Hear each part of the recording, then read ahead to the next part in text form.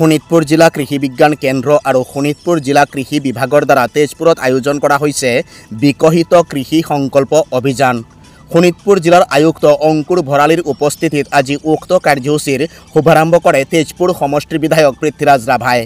উল্লেখ্য যে কেন্দ্ৰীয় তথা ৰাজ্য চৰকাৰৰ নিৰ্দেশ অনুসৰি কৃষি বিভাগে গ্ৰহণ কৰা আঁচনিসমূহৰ প্ৰচাৰ আৰু প্ৰসাৰৰ বাবে 29 মে অৰ্থাৎ আজিৰ পৰা 12 জুন 2025 তাৰিখলৈকে 2খন বাহনৰ জৰিয়তে 40খন গাঁও সামৰি চলোৱা হ'ব এই অভিযান, যাৰ জৰিয়তে 40খন গাঁৱৰ কৃষক ৰাইজ উপকৃত হ'ব বুলি আজি মত পোষণ কৰে শোণিতপুৰ জিলাৰ আয়ুক্ত অংকুৰ ভৰালীয়ে।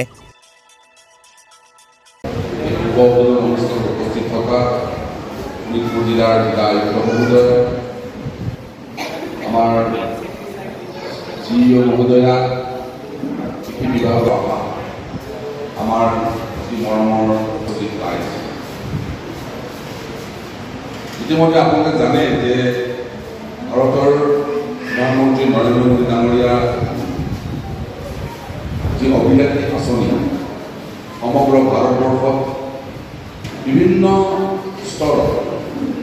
বহুতো আঁচনি দিয়া হৈছে। নিবনুৱা ল'ৰা বা ছোৱালীৰ কাৰণে বিভিন্ন তেওঁলোকৰ